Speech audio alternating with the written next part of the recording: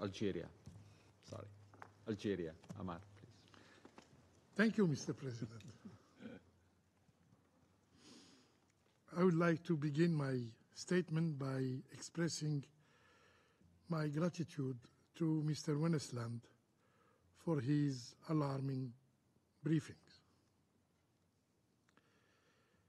A briefing in which he once again underscores the stark realities in the Middle East. In his report, the word most used by Mr. Wennesland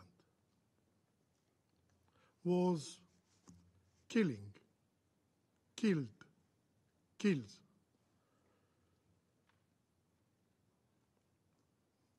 I wish also to extend my thanks to Mrs. Ellen Clark for her remarks and especially for her recommendation. Today, we are called upon to take a serious and clear stand against the deteriorating situation in the region. The primary task of this very Council is the maintenance of international peace and security. This cannot be achieved through fleeting words eloquently delivered before the cameras. The gravity of the situation in the Middle East requires more than rhetoric. It demands decisive and swift action. Everyone under this roof must recognize that the region is on the edge of an abyss or a precipice, as you have stated, Mr. President. If it falls into its darkness, the consequences will be far-reaching, and no one, yes, no one will be immune. We must heed the lessons of history to prevent the worst, which is not less than a full-fledged regional war. Mr. President, the Israeli occupying power continues its apartheid policies, relentlessly pursuing plans for ethnic cleansing in Gaza and pushing the West Bank to the brink of chaos. The occupying power is also creating new fait accompli on the ground. This year alone, we have witnessed unprecedented level of settlement, of expansion, of annexation of land. It is evident that Resolution 2334 has had no tangible impact. The Israeli occupier act with impunity, as if operating in a lawless jungle. It continues to renege on previous agreement and consistently violate international law. International law, the very foundation of civilized society. If we are serious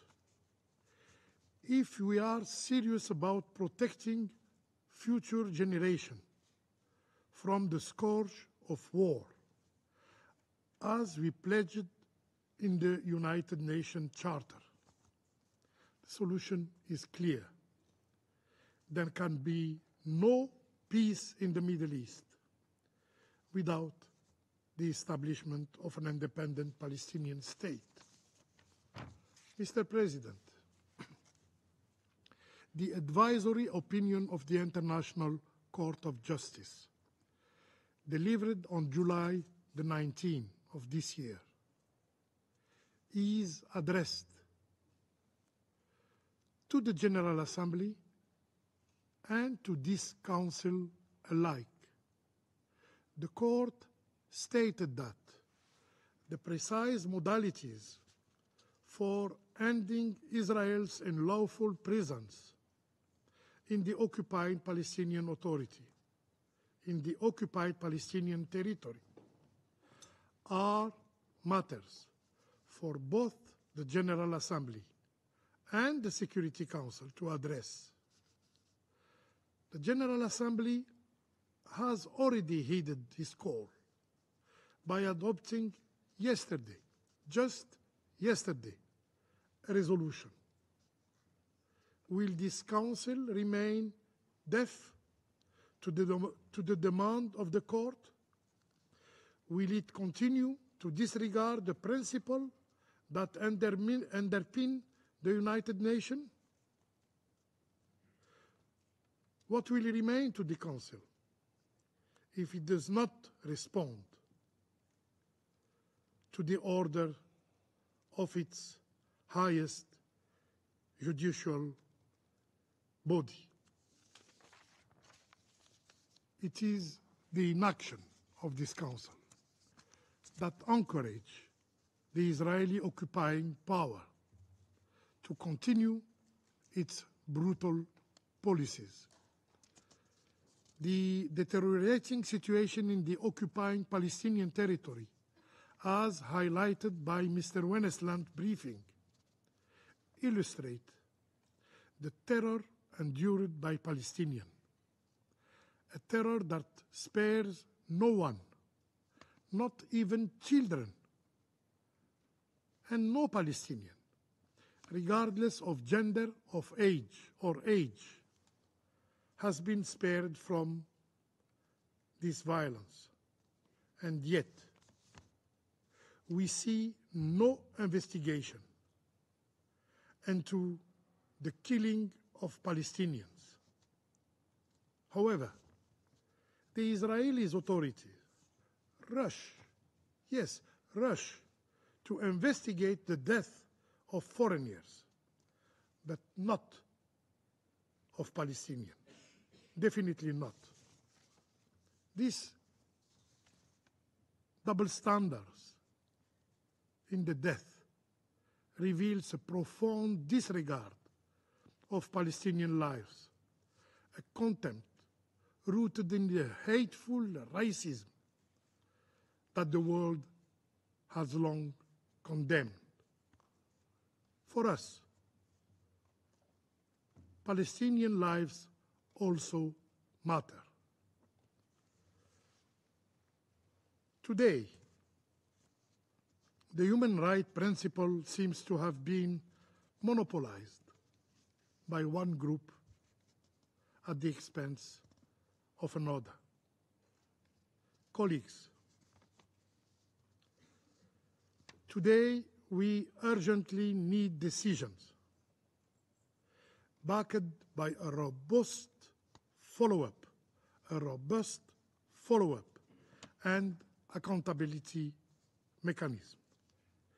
This is why my country reaffirms its belief that for those who reject peace, for those who don't believe in peace, peace must be imposed upon them. The Council has a legal and moral responsibility to act, and we cannot afford to remain passive spectators. This Council possesses the tools and the authority needed to respond, but only if there is the political will to rise up to the challenge. If we fail in this duty, the Council risks becoming a mere platform for speeches, rather than the guardian of international peace and security that it was created to be. Mr. President, it is time to move beyond narrow calculations and take the necessary step the necessary binding decision that will restore peace and security in our region.